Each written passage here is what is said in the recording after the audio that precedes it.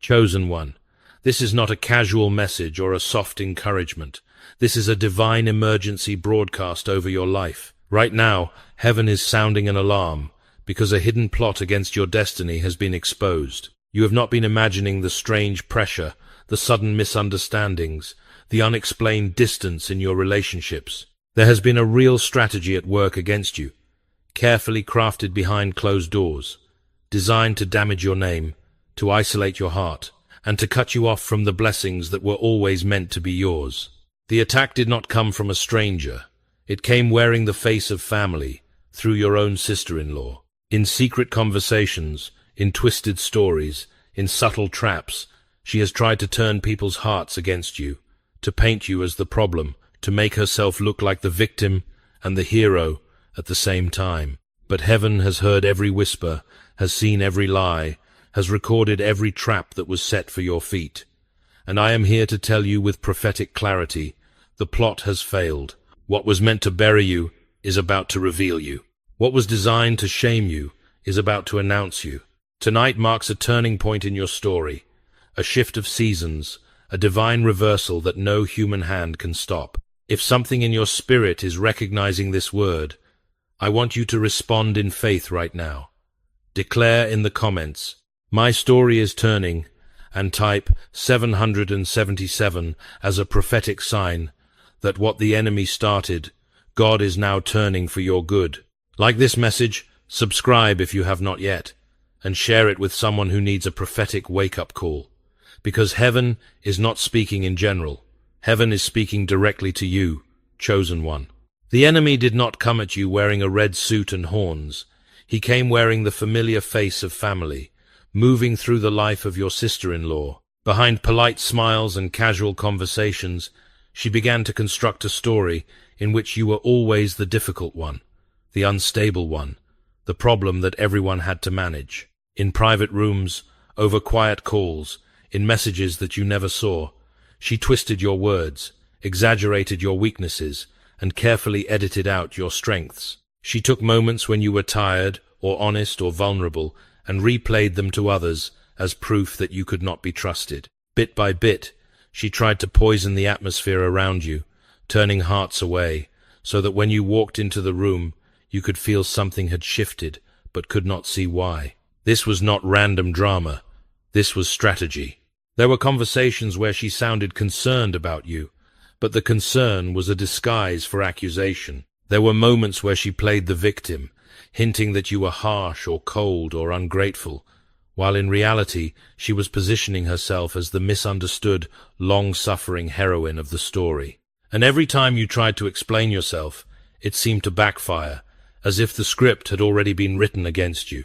In his book, The Screwtape Letters, C.S., Lewis paints the picture of a senior demon, Screwtape, training his nephew Wormwood on how to slowly corrupt a human life, not only through obvious sins, but through subtle manipulations of thoughts, habits, and relationships, especially within the home. The genius of hell in that story is not loud, spectacular evil, but quiet distortion turning small irritations into deep resentments, and family misunderstandings into spiritual traps. That is the kind of tactic that has been operating against you. Not just lies about random events, but a deliberate attempt to reframe who you are in the eyes of the people closest to you, to disconnect you from honor, support, and blessing. You have been standing in the middle of a battlefield that looked like family tension, but in the spirit it has been an organized campaign to discredit your voice and suffocate your destiny. You are not crazy for feeling the pressure, the confusion, the sense that something unseen has been working against you. You have been under targeted fire, and heaven is now pulling back the curtain so you can see the strategy clearly and no longer agree with the lie that this is just how things are. Have you ever cried in the dark and thought, if I disappeared tomorrow, would anyone even understand what really happened to me? You wiped your face, straightened your shoulders, and walked out as if nothing was wrong, while inside it felt like your soul was bleeding out. People were hearing one version of the story, and it was not yours. You watched conversations fall silent when you walked in, invitations quietly stop coming, messages go unanswered, and you kept asking yourself, what did I do that was so unforgivable? The pressure was not just emotional, it was spiritual, heavy, suffocating, like a slow tightening around your heart. This has been more than gossip. It has been a systematic stripping of your safety, your trust, your sense that you had a place where you belonged. In those moments when you lay awake replaying every word, every scene, wondering if you were the crazy one, if you were overreacting, heaven was not distant or indifferent. Every tear that hit the pillow was counted. Every time you whispered, "God, do you see this? Do you see me?" the answer was yes, even when the room stayed quiet and your phone stayed dark. You thought you were alone with your pain, but your suffering has been unfolding in front of a holy and attentive audience. There is a record in heaven of every false accusation, every manipulative conversation, every moment you chose silence to keep the peace while your character was being publicly rearranged without your consent. You were not invisible. You were under surveillance by divine eyes that do not miss, do not forget, and do not shrug. The seriousness of what has been done to you is not measured by how calm everyone else looks. It is measured by the weight heaven has placed on this moment right now, where the judge of all the earth is saying, "I saw everything." You are not weak for breaking down. You are human, and those tears have become a testimony against the injustice that was committed in secret. This is why what happens next in your story matters so much, because what heaven has witnessed, heaven is now responding to. Do you understand that not 1 second of this torment has been ignored, that not a single sleepless night has been wasted? If something inside you is finally exhaling because you know you have been seen, write it publicly. I am seen by God. Let that declaration in the comments become your first step out of the lie that you have been suffering in the dark for nothing. There comes a point where God does not just comfort you in your pain, He steps into the story and rewrites the meaning of what was done to you. Right now, that is the point you are standing in. The betrayal you have endured is not small, not trivial, not family drama that you should simply get over. It has been a direct assault on your identity, your credibility, and your destiny. But the God who watched Joseph stand before the very brothers who sold him into slavery is the same God watching you now. Joseph could look his brothers in the eyes and say, "You intended to harm me, but God intended it for good." Genesis 50-20. That is not a poetic slogan. It is a verdict from heaven on situations exactly like yours. In the same way, your sister-in-law intended to harm you. She intended to shatter your reputation, to isolate you from the people who should have stood with you, to choke out the flow of favor and provision in your life. But God has been quietly, relentlessly, intending it for good, bending every crooked detail toward a future you could not yet see. The very conversations that were meant to reduce you are going to become the backdrop that highlights how clean your hands actually were. The season that was supposed to make you bitter is going to make you unshakably discerning and compassionate. The room you were pushed out of is not the only room in the kingdom. God is preparing tables in places your accuser cannot control, with voices and relationships that are not built on lies about you, but on truth recognized in you. Chosen one, what was designed to bury your name is now being used to build a platform for your voice. C.S. Lewis once wrote, "God whispers to us in our pleasures, speaks in our conscience, but shouts in our pains." C.S. Lewis, The Problem of Pain. Your pain in this betrayal has been God's megaphone, not to humiliate you, but to wake you up to how serious your calling really is. If the enemy was willing to orchestrate this level of deception just to shut you down, it means there is a level of influence on your life that hell is terrified of. This reversal is not just about you feeling better. It is about you stepping into the position that all of this was secretly pointing to. Watch how God touches 3 areas at once. First, your honor. Conversations will shift, evidence will surface, small coincidences will line up until even the hesitant will have to admit they misjudged you. Second, your relationships. Some connections that were polluted will be cut off, but others will be restored in a purer, stronger way, and new covenant-level relationships will emerge, people who know your true character and stand with you because of it, not despite rumors. Third, your blessings. Doors that mysteriously closed will begin to open again, opportunities, provision, ideas, assignments, and this time you will walk through them with a deeper wisdom and a guarded heart. The story has not simply returned to where it was before the attack. It has advanced. You are not going back to the old level with a few scars. You are being elevated to a level you could never have carried without the weight of what you have walked through. What they meant for evil has become the very material God is using to announce, refine, and promote you. While God is lifting you, He is also allowing the full weight of consequence to fall on the one who chose to become your accuser. Your sister-in-law thought she was building a stage where she could stand as the wounded heroine, and you would be cast as the villain. But in the spirit she was building a prison around her own soul, brick by brick, with every lie she chose to tell. Now that heaven has stepped in, that prison is tightening. The sleeplessness she once shrugged off as stress is not random. It is the torment of knowing that the story is no longer safely hidden. She lies awake replaying conversations, remembering details she twisted, faces she manipulated, moments where she smiled into yours while sharpening a knife behind your back. The same imagination she used to invent accusations is now turning on her, feeding her with visions of people discovering the truth, of whispers shifting, of eyes widening in shock as her carefully crafted image collapses. The relationships she used as channels for gossip are corroding. People sense something is off, even if they cannot yet name it. Where she once felt powerful, controlling the narrative, she now feels exposed, helpless, and hunted by the possibility that any day, any small slip, any unexpected witness could unravel everything.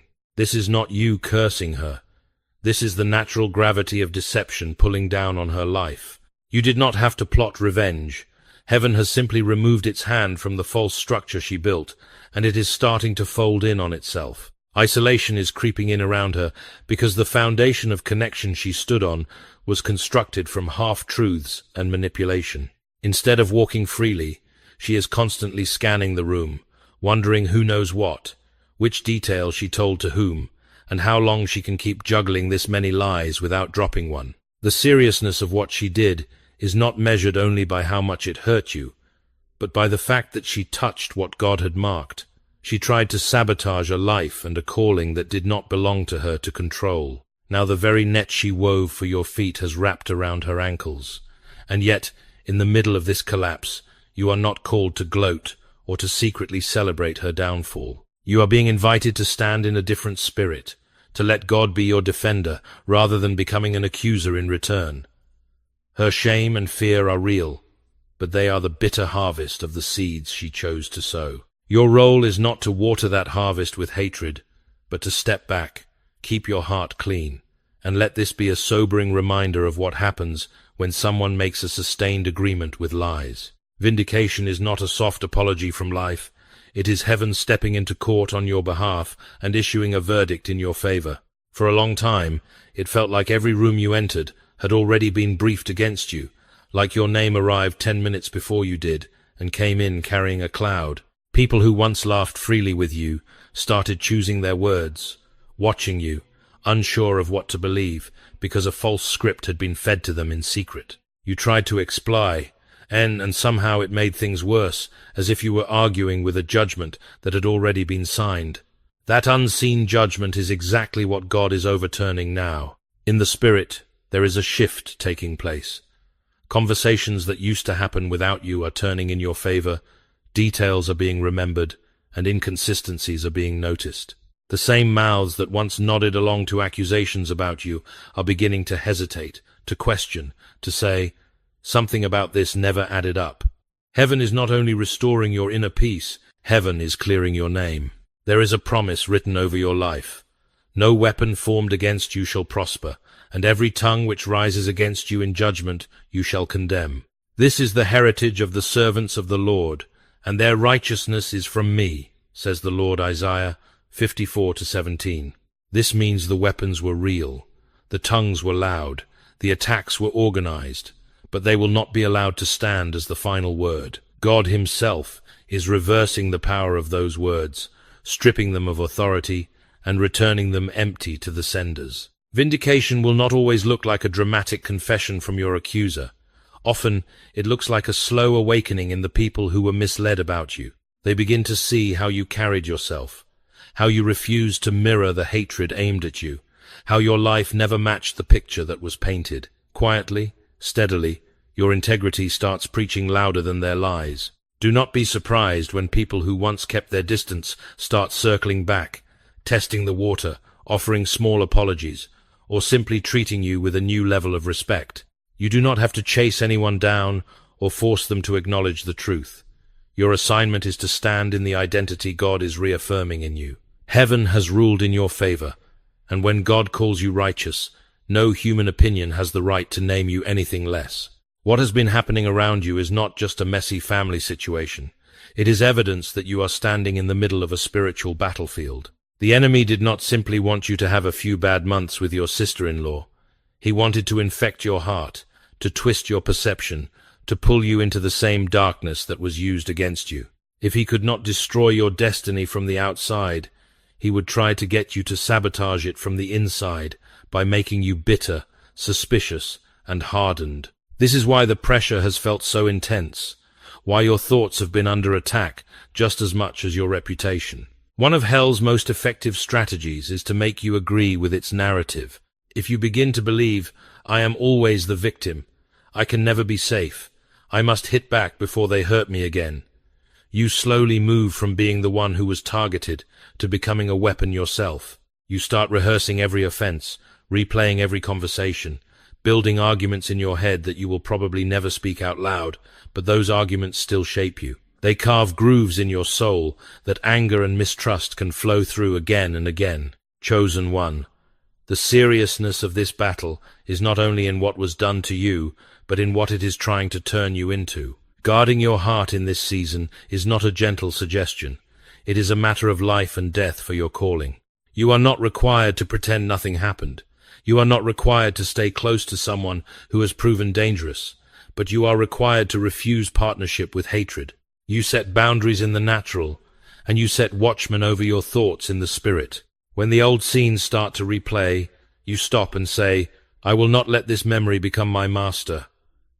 When you are tempted to gather people around you to assassinate her character the way she tried to assassinate yours, you remember that taking up the role of accuser is crossing over to the wrong side of this war. Your greatest victory will not only be that you survived the plot, but that you came out of it with a heart that is wiser, cleaner, and freer than before. The enemy went after your name. Now he wants your nature. Do not hand it to him.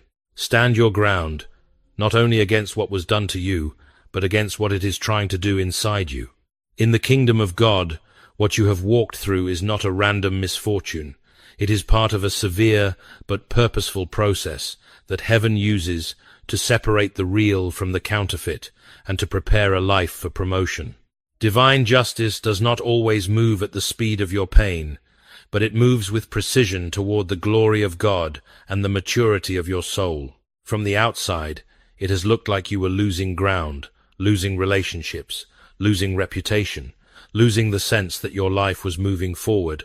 But in the unseen realm, something completely different has been happening. God has been testing foundations, exposing what could not be trusted, and proving what in you was built on Him, and what was built on people's approval. One of the core principles of the kingdom is that God often allows a season of hidden injustice before He releases visible promotion. Joseph did not step into leadership without first standing in places where no one believed him, where lies went unchallenged, and he had to choose between defending himself and trusting that God had not abandoned his story. In the same way, you have been standing in a furnace that was hot enough to burn away illusions.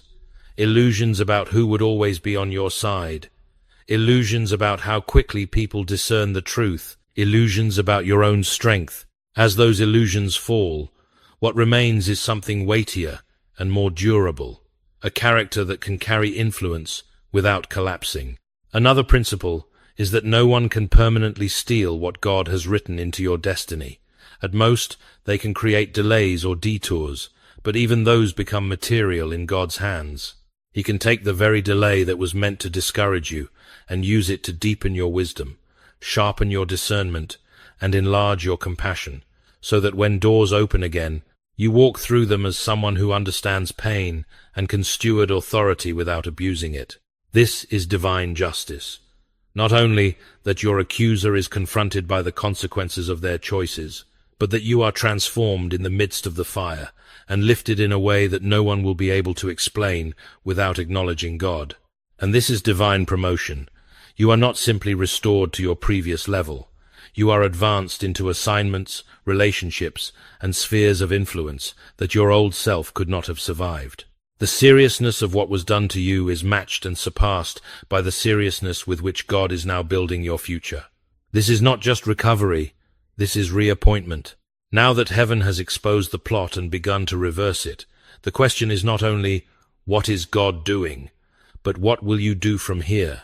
You cannot control what was said about you, but you can absolutely decide how you will walk from this day forward. First, you turn your pain into prayer instead of into poison. Every time the story replays in your mind and you feel that familiar surge of anger, instead of feeding it with more imagination, you consciously hand it to God. I refuse to let this wound define me. Use it to purify me, not to corrode me. That simple, repeated choice is how trauma stops being the center of your identity and becomes the raw material of your transformation. Second, you set clear boundaries in nature. Forgiveness does not require you to sit at the same table of intimacy with someone who has proven they will use access to harm you. You do not have to explain your every move or defend your every boundary.